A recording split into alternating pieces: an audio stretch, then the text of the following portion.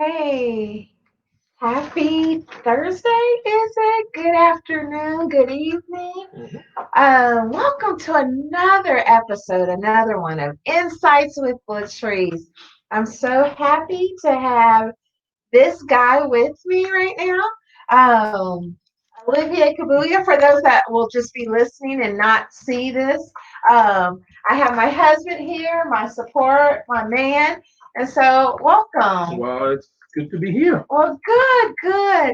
Well, I of course I gotta do business, right?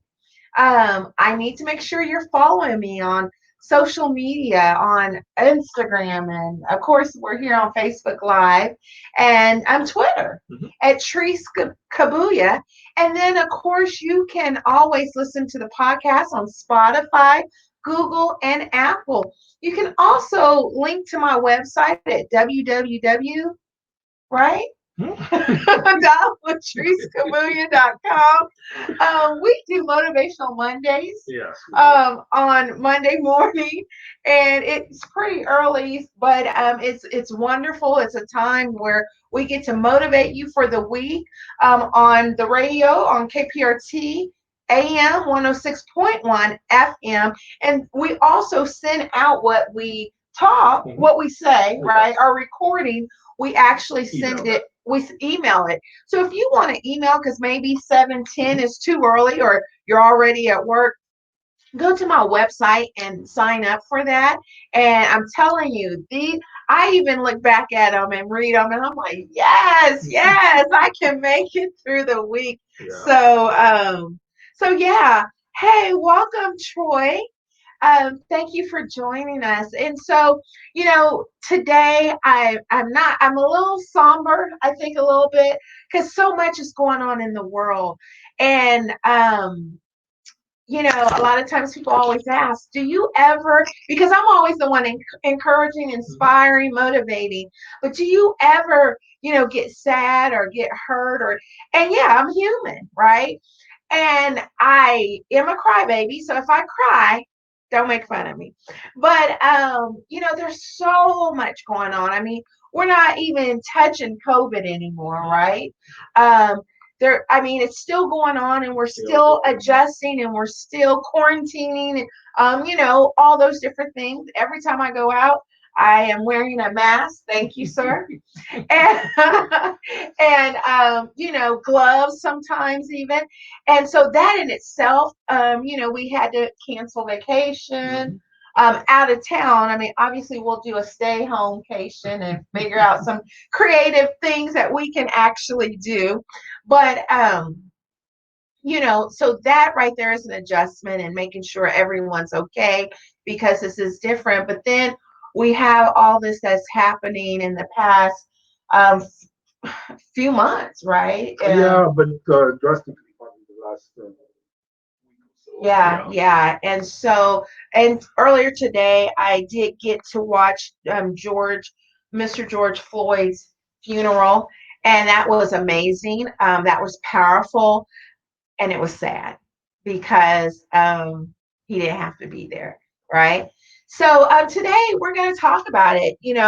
I have been asked by my white sisters and brothers to talk on this, talk about it, talk about what it's like being Black in America.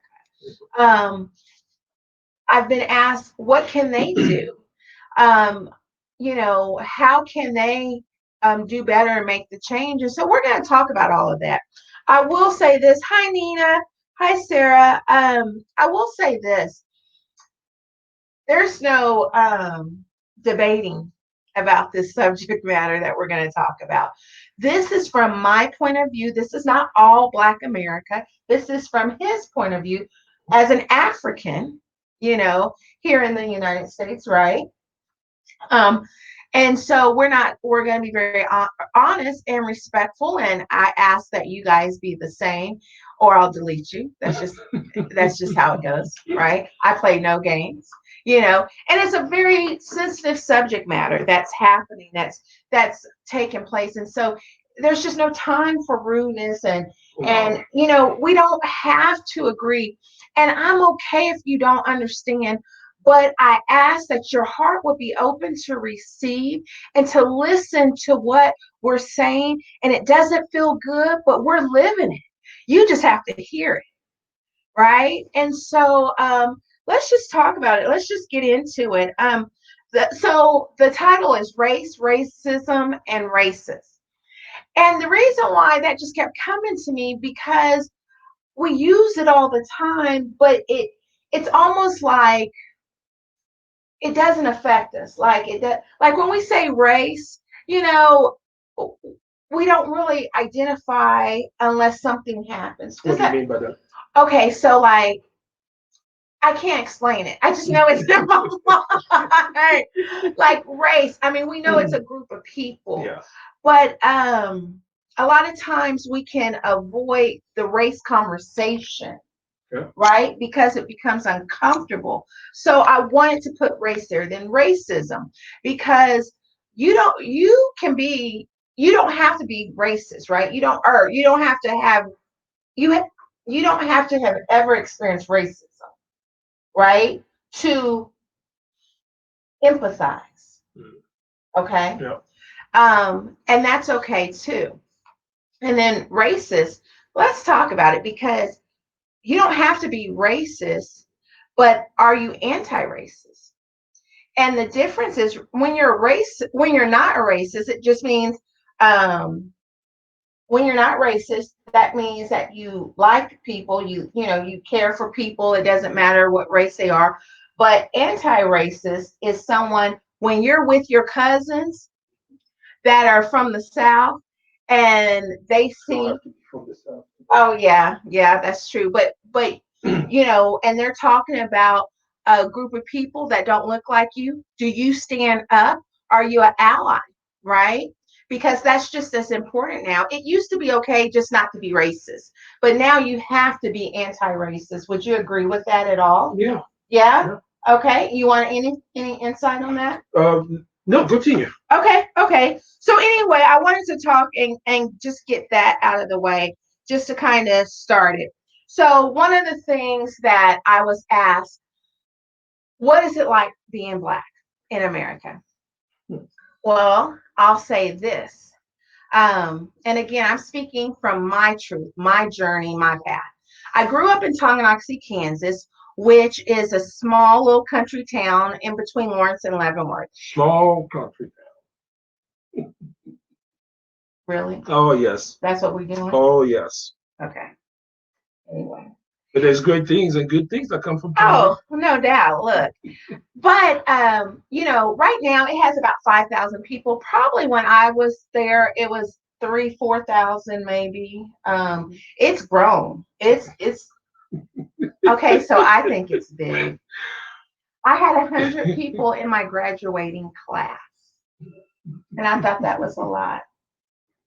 Okay. I love Tonganoxie. Leave me alone. Yeah. And I'm country. I love to feed pigs, cows, milk the cows, the chickens.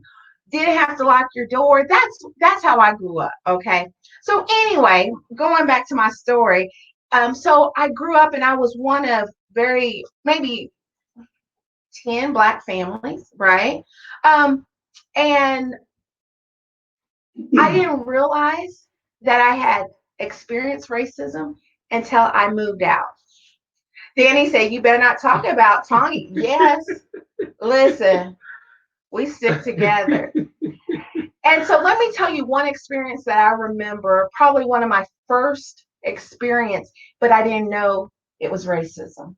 I was in the second grade, Miss Hurst's class, and I was that good student. I know y'all can't believe it, but I promise I was. And I would get all my work done. And at that time, I don't, do our kids still have one, two, threes in grade school? No. Okay. Oh, I need to start checking grade cards instead of you. Okay. My bad. That's a whole nother podcast. But so that's what we had. And so I always got ones, I always got my work done early, and I always helped the teacher and I helped other students. Well, this particular time, about three adult white people came and told me to come with them. And so I was like, okay. Well, I knew I wasn't in trouble because I didn't get in trouble back then. I had to wait till I was in middle school. And so I went downstairs, and downstairs was a group of people that were disabled. No, No, developmentally challenged. challenged. Okay, perfect. And so I'm just like, okay. So they sit me down and they give me work. This went on for several weeks. And I didn't realize what was happening, what was going on. And back then, you didn't question authority. And my parents never said anything. So either my parents didn't know, they didn't tell them. Because back then, you didn't have to call like you do now, for things like that. So I did that for a couple of weeks, and it was just eating me up inside, but I didn't know. I didn't know what this was that I kept, and I was just like, I'm not like these people. Had nothing to do with race. It had to do with, I The see challenges their that they were having. challenges Yeah. that they were having and the outbursts and the screams and this and that. And I'm just kind of like, what is happening? And I heard after about the third week, I heard I don't want to cry, Right. but I heard one of the authorities say, we can't keep her here. She doesn't belong here. Again, I didn't know what that meant, right? I didn't know I was experiencing racism. And so they took me back and I never went back. But that impacted me so much, and I couldn't articulate what it was until I became an adult and realized what they had done. And it was only based on my skin color. They weren't used to us, and they just already had a bias and stereotype of us. Now I look back and I'm like, man, I that hurts. It still hurts, clearly. But these are the things that happen.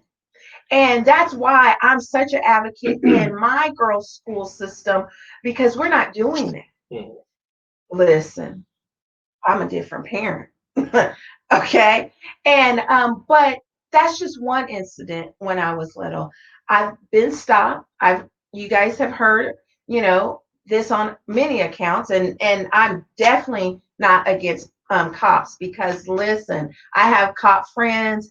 I know cops are cool, you know, but my girlfriend and I, Daphne, were driving. And back in the day, we would wear these hats, these big clothes, and we just thought we were some type of tough girls that were not. But we had the music bumping, and we was, hey. And the cop pulled us over. And this was when I was at K-State. And he comes and he looks at us and he realized we were girls. The reason why I say that, because he looked at us, and once his face was like, and then when he saw that we were girls, he said, "Have a good day," and we drove off. And I'm just giving you some accounts because I have been asked to just kind of share my experience. Um, I don't want to, be negative Nancy or anything, but I do want you to understand what we go through when I go out, or when my husband goes out. And this has been before all this has jumped off. I text him to say, come home to me, stay covered, stay protected. This is what we do. This is how we live. I was talking to my white girlfriend the other day, and we were talking about what we were going to do with the kids. And she was like, oh, I'll just probably send them to the pool. And I said, well, I can't. I'm going to have to be there because they're four black little girls. And so we're always thinking when we're out walking, because we live in a predominantly white neighborhood. um, you know uh, I know that I try not to move swiftly or do anything like that, because subconsciously it's just how we live. You know what I mean? Yeah. Well, it's So, you know, bias, it's inherent. Okay, it's I don't believe that, and studies have shown it, okay, that kids do not are not born Yeah. biased, racist, or however you want to define that. It is a learned behavior. It is a learned mindset. It is a learned way of thinking, um, and it's embedded in every aspect of our society, culture, and sadly, it's not just an American thing. You know, Hmm. you look at, I mean, you look at your story that you were sharing. Um, I mean, people, all black people, people of African descent, all over the world, can relate to those stories. Hmm. Um, I did not grow up in the United States, but I remember in the Congo having I actually have had a white instructor, um, and I remember him telling me that because I was having some challenges with math, and I remember him telling me that I was not smart enough to do math. And when I kind of asked him why, and he pointed, he's like, he started saying, Jean-Philippe is smart enough, Michelle is smart enough, but everybody he was pointing to were Caucasian, you know, Mm-hmm. but you are not smart enough to do math, Mm. and I and so the rest of the school year, literally, I mean, in my mind, I was like, okay, well, I guess I'm not smart enough to do math. Uh, and at the end of the school year, I passed every class but math. Mm. And the way the educational system is there is that in order to move to the next level, every single class you have to pass every single class. And if there's one that you do not pass, they will give you an opportunity to come right before the next school year starts, so which typically is in August. You will come and you will take a comprehensive test that will cover the entire material that you were taught from September to June. Okay? And you take that comprehensive test, and if you pass, then you can move to the next level. Okay. If you do not, you have to retake every single Wow. class, even the one that you pass. Okay. Okay. So anyway, here I am at the end of the school year. I'm not, I'm failing at that class. So by this time, my dad is like, okay, this does not make sense. So you've been struggling with this. So they come to they ask me what was going on. I'm like, well, I can't do this anyway Yeah. because teacher is right. I'm not smart enough for Mm. math. Wow. And my dad literally, I mean, he blew up. Mm-hmm. So we went to the school. My parents came to the school, confronted the instructor, and they basically told him that I was going to come back in that August, Mm-hmm. and I was going to Pass pass it. Mm-hmm. that test with flying colors. And I'm like, what? Why? Mm-hmm. Yeah. I've been That struggling all year pressure. with that. Yeah, pressure. Anyway, they got me tutors and who taught me. But the biggest thing beyond the tutor, it was not the tutor, but it was one thing that my dad and my mom did that entire summer. Okay. They kept telling me how I was smart.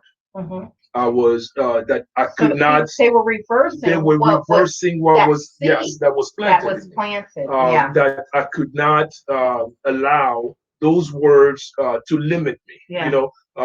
My dad had an opportunity in the back. This is back in the '60s, and again, this is to show you that these issues are not just unfortunately in America, and this is why. Just watch the news right now. You see people are marching in Africa. People are marching. I just read right in the Congo. There's a businessman who challenged the ambassador of the U.S. in the Congo by saying, "Hey, listen, you are such a nation, a great nation, economical power. You've made some leaps and bounds in, when it comes to civil rights and so forth, to the point that you even had a black president. But in spite of all of that progress, you still killing black people. Shame on you." And that's literally the statement he said to the ambassador. And then the ambassador was forced to respond, and address the issue. And so African nations are even demanding of the U.S. that, hey, you've got to address these issues. People are marching in New Zealand. Right. People are marching in London. I have Right. family there. They're marching in London. People are marching in Paris. All of that because this issue is resonating beyond Yeah, America, and it it's is this embedded racism and bigotry. It's deep rooted, for unfortunately, in years. colonialism as well in really for this country in the way this country was built and established. Exactly. So, one, if you guys are liking what we say, please hit like or love. Please let us know that that we're saying something, right? And then also, if you have a question, do not hesitate to ask. We will answer your question, okay? This is about educating. This is about informing. So it's not a problem. Ask the question. Even I don't care. Ask it. We'll answer it. So, first of all, in your story, you never did you pass math? Or you Oh, went I sure back? did. I went back Okay. 98%. I want to know. And then after that, so this is because again, this is why and again, this is not the topic, but what we speak over our kids is so important Yeah. because not only did I pass, but by the time I graduated from high school, I was the only student in the entire high school who had the amount of math classes as I did. It was literally custom made for me. I had 13 hours of math Wow. a week. And That's now you are a whiz at math. That's I the love crazy math. thing. I love math. He tutors math, but see how interesting that is, and see how the system, even in the Congo. So let's talk about this system. The one thing I was on an earlier podcast, I was a guest, and she was like, the system is broken. And I was even talking to my girlfriend earlier today, and I said, no, the system's not broken. The system is doing what it was designed to do. So here's what it's racism is about economics at the Okay. end of the day. Okay. Okay. It's about and when I say And about economics, dehumanizing. yes, Yeah. yes, but Yes. the Okay. goal of it Okay. the goal, the purpose of it is Okay. economics. Okay. Okay. Okay. Give me some more. I mean, when you think about slavery and all of that, Yes. it was about economics. You go, you take a group of people, you bring them here so that you can put them on plantation, so that they can, grow cotton and so forth, whatever, and you make money off of it. Okay. So Yes. the division of class of races, it's to suppress one group over another. It's all about economics. At the end of the day, I believe. Okay. So here's, And I agree. I people say, well, we just need to get along. We need to educate. We need to do you vote. not agree with that? I do. All of that has a place. You need to go vote, and yes, you need to vote. But I hear Yes, a you need but. to get an education. But the most powerful thing a group of people can do is to become economically independent. Why? And here's the reason why. Think about it. Oh gosh, I think if I wish I could remember the name of this professor who actually broke this down, and I can't think of his name now right now. But you think about economics, okay? So if you take a group of people and you have them where they start owning their own business, Mm-hmm. okay? So when you look at the dollar, in the Asian community, the Mexican community, and so forth, the dollar literally circulates like 6 times. I mean, to the Jews, it's like almost 18 times before it Okay. gets out of that community. Yes. Okay, so that means that they're supporting each other's businesses. Okay. Okay, in the white community, it circulates 8 times before it gets out of that community. Okay. In the black community, it doesn't even go once. Stop. It Stop doesn't it. even go Don't once do it. that money it gets out of the Don't community. do it. So you do not empower yourself Wow. economically. So here's the reason why I say it's about economics and so forth, because whatever we present to you, we know you're going to purchase, we know you're going to buy, we know, and you are dependent on everything that is presented to you. You look at communities like the Asian community, Mm-hmm. the Latino community in this country. I mean, the Italian community, the Irish community, all of these various communities, they all support one another. Yes. Okay, we do not. So imagine now, and so here's what happens: is that they support one another, and then what they do. So this is at the base level. Okay, Okay. they support one another. The next level is the level where you go to vote. So Okay. now they have the money. Okay, Okay. you have these people who are running for office. They come to them and they say, "I will support you and fund your campaign, but when I fund your campaign, Yes. this is what you're going to stand for. Mm. This is how it Okay. works. Okay. They Okay. come, they, Okay. I'm going to fund your campaign, but this is how it's going to work for." Okay, Okay. and so guess you can say, well, they're buying them, and yeah, people are saying I'm not going to be bought, these politicians and so forth, but somebody is funding the campaign. Yeah. Somebody is putting the money down, Yes. for them to be able to have all this advertising and so forth. Okay. They have to answer to that person. Okay. Okay. So that means that they have to represent the interest of those people. So when you are economically strong, you can dictate now who literally you can make the decision on who's going to pass and who's going to So be then why are elected. we talking about race? Well, here's the thing. When Okay. Come we on. talk about race and so forth, that is great. Okay. We talk about how do we get out of this? How do we Yes. get? Yes, it's twofold. It's not question to me. It's not question so much of reconciliation of this and this. Okay. It's question of let's put together, okay, uh, a system that is fair and that would be equitable also for African American and for Okay. Black people in this country. Because the That system would currently that would does allow not. us to be economically Okay. empowered. So Okay, as long okay. as we cannot become economically empowered, there's nothing we can ask for right, and you can give me my right. We fought for the right to vote. We got the right to vote, but nothing got better. Mm. We Mm. whatever we fought for, Can it y'all be heard in never that? got He preaching right now. nothing ever got better. Okay. So, but think about it. So you go, now you have the politicians, okay? Yeah. And now the politicians, guess what they have to do? They have to pass laws, they Okay. have to select judges, all of these people, like the judges, police, and Yeah. so forth. All of that is based on it's the politician that chooses them. Okay. Now you can go and you tell them not only, okay, now you have to pass laws because lack of, I Yeah. bought you Yeah. now, and you're going to represent my interest.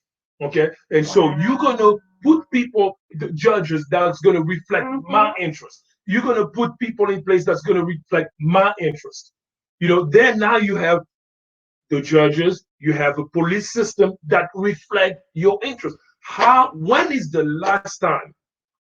When is the last time you've heard of Jews getting shot and killed? When is the last time that you've heard of Jews being stopped by the cops, left and right? Okay. Okay. The Jewish community is known for being a community that is financially strong. Mm. They support politicians that reflect their values, Mm-hmm. that their interests. Mm. Those politicians pass laws that's going to reflect and that's going to benefit Come on. them. Okay. And you can keep going. And really, to me, education is the last thing. Stop. It is the last thing Stop. on the top. What? So because then you have the media, then Yes. because now you're putting people in place. Now you go even in the place of the media, because you have, again, at the basis of it, you have the fund to go own radio stations, to go own television stations, to now those, because you own, now you can dictate the narrative that's going around. Okay. Who's speaking for you? You don't own, Well, you may you're own speaking two, for three, me right four now. television stations. You don't own, Yeah. you may own one national radio station, you know? And so it's like, until we become, and that part of becoming, and the football, how do we come as a group, as a people, how do we become economically sound?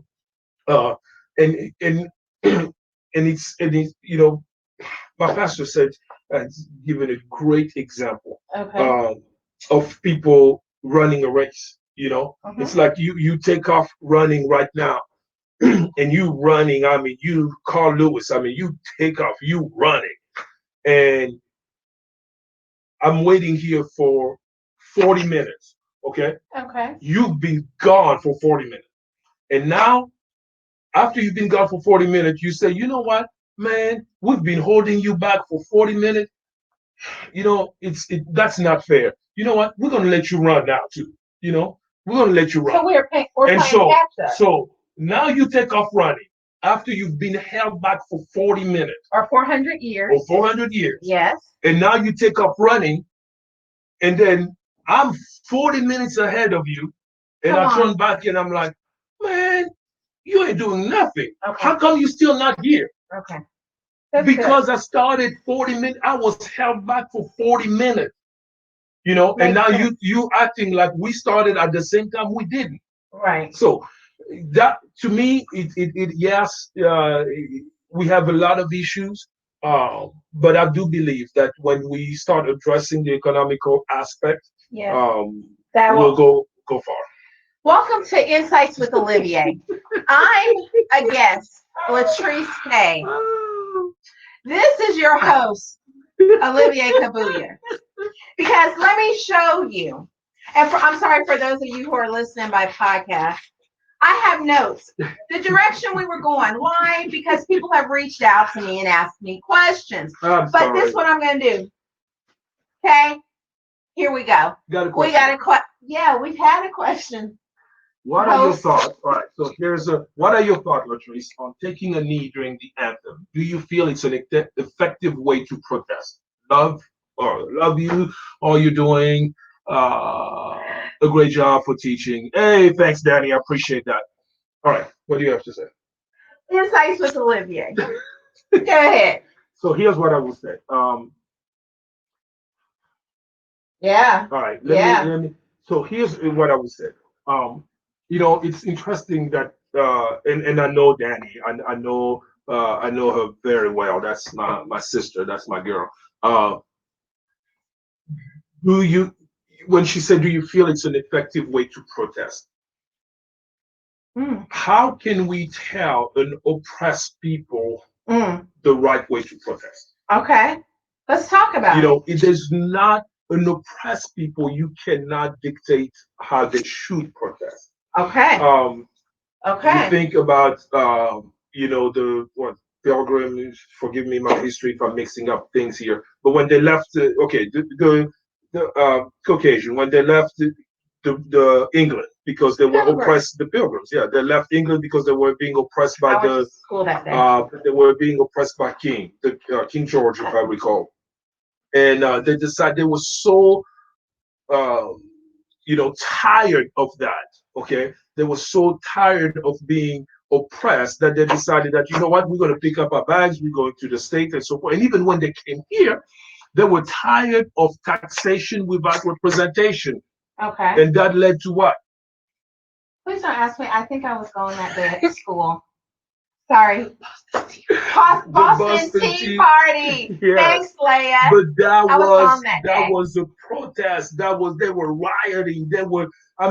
And so we can look at that and say, oh, man, and we teach that in history books. We teach that in school that, hey, here's what happened. Yes, they rioted, they burned down things. I mean, they burned down tea and so forth. That was their way of protesting and saying, you know what, we do not agree. We will not stand for this. We need representation. And so today you have a group of people who are saying, you know what? Yeah. We're going to take a knee as our way to protest, to bring attention to this, to say enough is enough. Does not mean that they do not love this country. They are patriots. They love this country. Yeah. But they're taking the knee is a sign of protest to say, you know what? Enough is enough.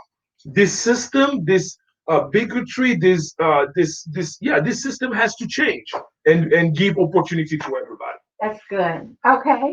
So, Minister Troy Jones says, Minister Olivier Kabuya, how do they deal with racism in your country? Because this is your show. I added that. Oh, that's funny. Oh man. All right. So here's the how we deal with it. It is here's what is in most African countries.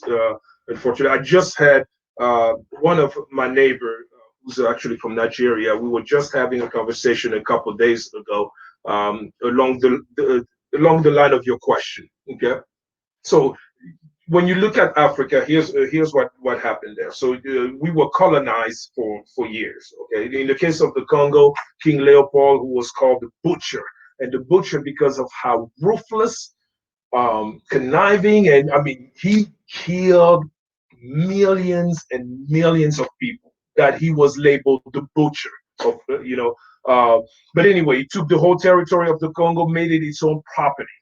um, Fast forward in 1960, we June 30th, 1960, we got our independence. But the thing is that even though we got our independence, we were still dependent of the help, the financial help supported so forth of foreign nations, and mostly the Western world. So you look at today in Africa, yes, you have these independent countries, but these independent countries are fully dependent of the Western world. And so you as a white person coming even to Africa, you would literally have better opportunity than the native who are there, just because of the color of your skin and because of the way uh, this this system um, is designed to literally it was literally designed to indoctrinate you and change your mind that you think that you literally think that that skin color is better than you. Okay, and so now you have a generation of young Africans who are saying also enough is enough. Okay, we're not going to take that. We're going to we're going to build uh, economic structures that we are in full control of. Now, watch this, and this is kind of good. African countries are deciding to we're going to build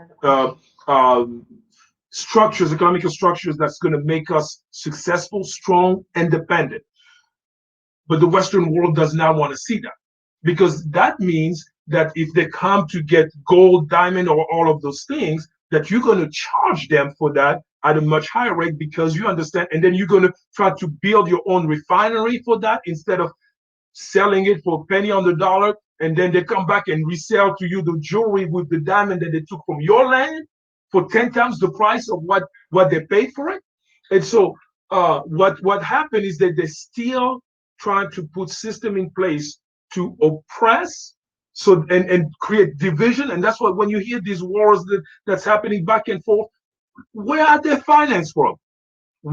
Is the money to create those wars coming from? So anyway, the hope to your question, Troy, the hope is here.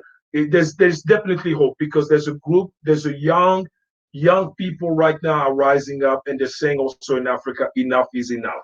And the way they're doing that to deal with the racism, they're dealing with it from an economical standpoint. Welcome to Insights with Olivier. I'm your guest, and this is your host. So, all right. So here's this question for you. okay. You're going to take this one. Yes. I'm not. What is the Christian job right now as far as the protest outside of praying? Woo! That's a good one. Question. Good question. You got right? that one. No, go ahead. Nope. We'll sit here like this in protest. I am protesting. So,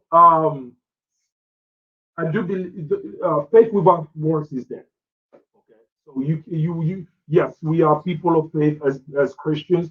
The faith without work is dead. And when you see your fellow man who's struggling, our faith and my Bible, when I read it, um, command me to do something about the person who's suffering, the person who's being oppressed. So, as Christian, our faith should drive us to do something. Our faith should drive us to reach out to the person who's being oppressed. Our faith should drive us to reach out, grab the hand, and pull people out of the state that they're in, so that they can have the same equality, the same access to opportunity, so that all of this foolishness about police brutality can stop. Our faith should drive us to literally go to the ballot box, to create opportunities for people who don't look like you. Your faith should drive you to do those things. And that's outside of. We can't just sit down and pray because you pray, but God uses people to do things. Okay, God is not going to come down by himself. And sure, the last time I seen God did not just walk in my home and say, and I decided to stay at home, and he just walked, and God literally Jesus walked in and he put a check on my table and said, "Hey, here's go pay the mortgage." No, no, no, no. I had to get up and do something. Yes, and so our faith, our faith, Listen. our faith should drive us to do something. Okay. So again, for those that are just joining us, thank you so much. Yes. Hit like, please. Hit love, the heart. And if you thought you were coming to Insights with Latrese, you're at Insights with Olivier. Because I had the story, I even told a little bit about my history in the beginning. I even broke down race, racism, all those different things. Because I'm that heart connector. And then here we go. My notes are on the floor. Reese says this. I'm sorry, I can't see there. I'll look here. What are your thoughts about police officers as individuals? There are many that need to face their consequences due to racist behavior. But what about the others? Love you. Oh, we love you. Love you, Reese. We love you. Love you. Okay. Host. So, there's a lot of, and we personally know quite a few people who are in law enforcement. By choice, there are friends. Yes. We didn't know them because we got arrested. We're cool with them. Yeah. We're cool with them. Not because they arrested us and that's how we got to know them. No, not like that. But they're friends, and both black as well as white. Okay. So do I believe that they are great police officers? Absolutely. Absolutely. They are great police officers. But this thing about when you to your question, Reese, when you say about police officers individual, I'm not. The police department is more than just that individual. It's a system that is. I mean, come on. Think about what happened in Minneapolis. Okay.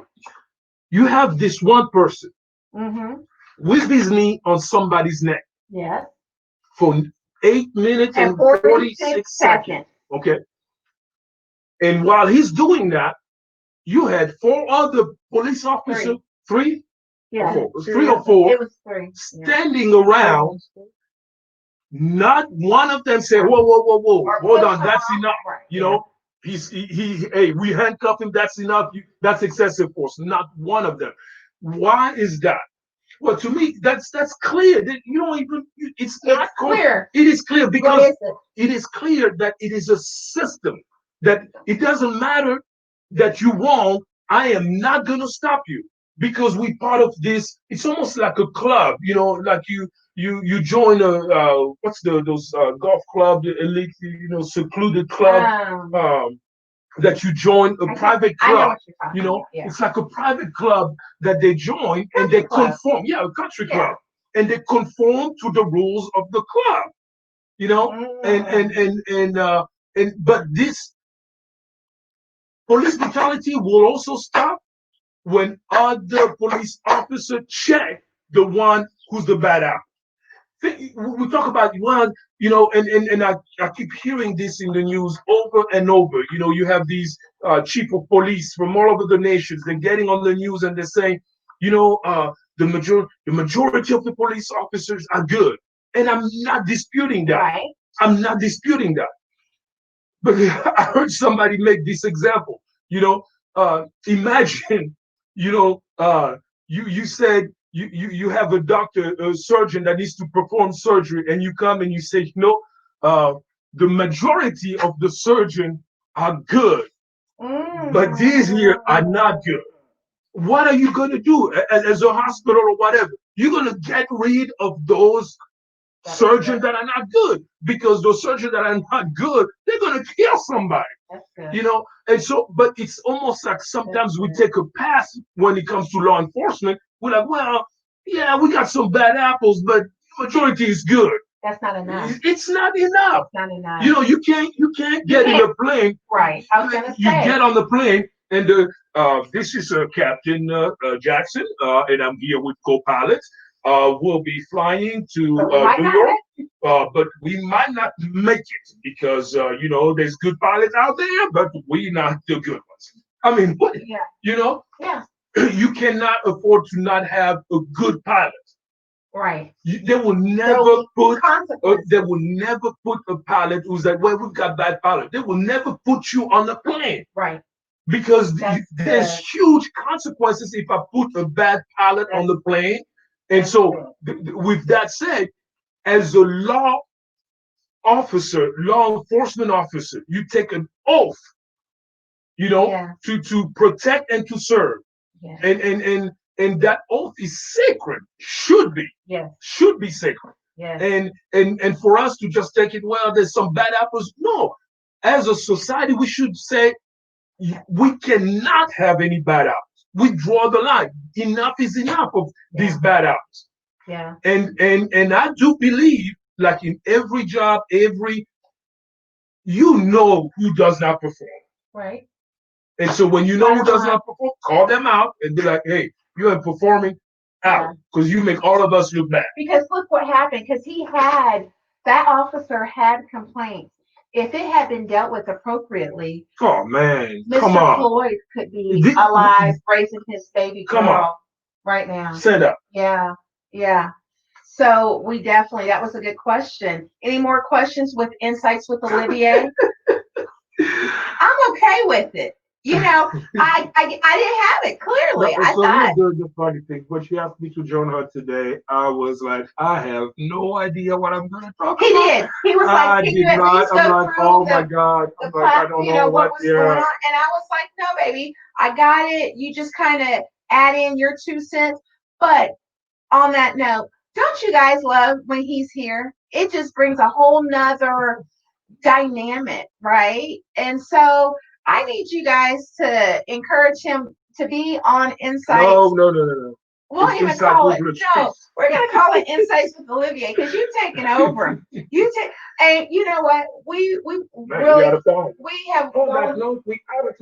have gone through. But let me just say this with the notes that I had about 4 pages, because I was going a different route with this, and that's okay. Because I think what needed to be said, and that's one thing with our podcast, with our Facebook Live, anything we do, we pray before. And yes, I had an agenda, but clearly I didn't have it tonight. It was on him. And so I think what you said, what was needed for those that were listening and will watch the rebroadcast and will hear. And even when you're watching the rebroadcast, or you're listening on the podcast, certainly if you're watching it on Facebook, comment and share, because I know Trace goes back and read all the comments, and I certainly will do the same on this one, and help answer whatever question that you may have.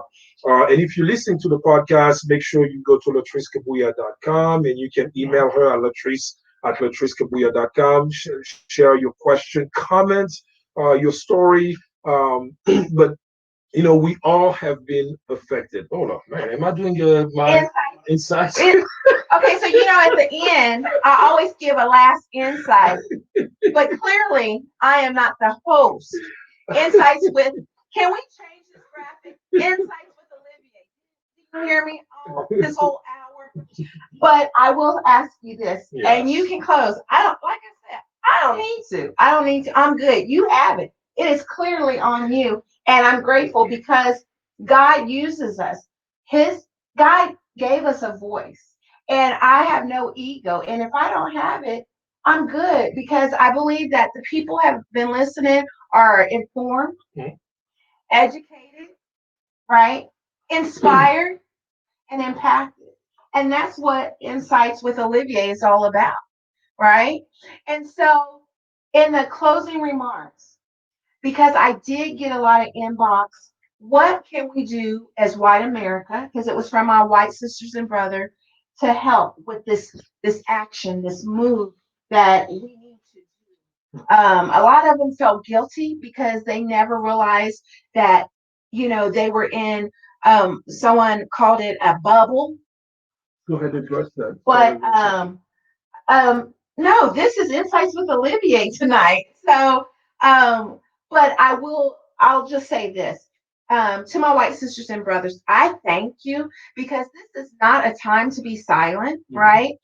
Silence is agreement, and this I have to know where you stand because there's been a line drawn in the sand, and if you don't know what to say something, even if it's I don't know what to say, but I stand with you. I stand and I support you. That's enough. That's like when someone's loved one dies. Maybe you've never experienced that, but what do? I send my condolences. You send some type of support, right? Even if you may not identify with it, right? No different than this situation. It's just that we don't like to talk about it because it makes us uncomfortable. Be okay with being uncomfortable. Yeah. That's the only way change is going to happen, right? And I'll answer the questions. If you don't know, you just don't know, right? And so it is okay to not know. It's okay to stay unknown, to stay, what is it? It's okay not to know, but then you have to grow Yes. and get the knowledge. Yes. See, I don't even know what I'm saying tonight because he had taken over. So, but so I got texts and inbox. What can we do? Because some of them was from people in, I know he said this. He told me to wrap up. This is his show. He told me, no, y'all have heard him for the last 40 minutes. Listen, I'll say this. I was asked, especially by my school Love you, district, Tom. there was a couple of people that that wanted to know what they can do. Educate yourself, Yeah. get in uncomfortable situation, follow people that don't look like you. Follow people that maybe doesn't have your same views regarding, because you don't know. It's okay. Don't be comfortable anymore being the only one at an event or somewhere in a group. I'm going to tell you right now, all the time, when I live up north. So a lot of times when my kids are involved in things, they're the only black child. And we're just used to it. This is just our way of life. Yeah. Be okay. Get involved. Get your kids involved so that they are educated about our people, about our race, and read books. On my thread, I did sent a link. Some a library recommended some of these books, and they're really good books. Watch, what is it? The 13. What is it called? That's it. Yeah. It's 13. Watch that movie. Which one? When they see us. When They See Us. Yeah. Now I'm going to tell you, it's going to make you cringe. You're going to be uncomfortable, but I'm telling you, educate yourself is key. Stay curious, and don't let this just be a couple of weeks. Let this be your lifestyle. Let this be something that you purposely do consciously to help bring this unity, to help change the system that has been on our neck for 400 years. I would add to it. So first of all, a lot of the comments that we gave shared tonight, it's we certainly do not profess to stand for the entire Black community or to be the voice of the entire Black community or African community for that matter. This is we were just sharing from our heart, and those comments only involve us. But um, when we talk about, when other communities are asking, what can we do? And the, Latrese said it, she said, right now, it's not that you cannot do something. The time to be silenced it's over. You know, I think I said last week, posted Twitter or one of those, I made a statement. I said, when you are silent in the face of uh, destructive behavior, first time, okay, I can understand. Second time, maybe. But when you are faced with repetitive, destructive behavior that happens before your eyes over and over and over and over and over and over and over and over and over again, and you don't say nothing, your silence through all of that makes you an accomplice to that destructive behavior. So, what do? You join with us. You join because here's the thing. We as Black people, we are a minority in this country. You are part of the majority, but you can no longer be part of the silent majority. Mm, You now have to make your voice heard in the majority so that the majority can hear you when they won't hear when us. they won't hear us because we've been screaming, Yeah. kicking, crying for years. And so, how do you help? By making your voice heard, by saying enough is enough, by saying, yes, Black lives do matter. And it doesn't mean because you say Black lives matter that any other, that it disqualify everybody else. But Absolutely we not. have to deal with Black lives. Let me tell you why. It's like, and we'll go after this. It's like a house being on fire, okay? And there's houses right next to it. You're not going to spray all the houses. You're going to spray that one Yep. house because that one house is affected. That's the same thing. Yes, all lives matter. But right now, we got to bring value to the Black lives because you see, they're being killed, especially our Black men. They are targeted. That's a whole nother podcast, a whole nother topic. So that's why it doesn't take away. But if you say all lives matter instead of Black lives, you don't want to say Black. You're taken away. You're again devaluing, right? So we got to be mindful of that. But guess what? It's been an hour. But quickly, let me quickly add in terms of the Black Lives Matter. I have another podcast. Yes, when we No, said, in the Beatitudes, Jesus said, "Blessed are the," you know, just because he highlighted the poor, just because he highlighted, did not mean that he discounted everybody else. And just because you highlight that Black Lives Matter does not mean that you discount everybody else. You just emphasize that this group of people who have been oppressed, yes, their lives truly do matter. Thank you for joining us on Insights with Olivier. Real life, real you, real good, real Olivier. I want you guys to put in the comment and let him know he needs to Oh, be. I need him here with me because you see he took it all. He took it all. All right, guys. Thank you for joining us. God bless. love you guys.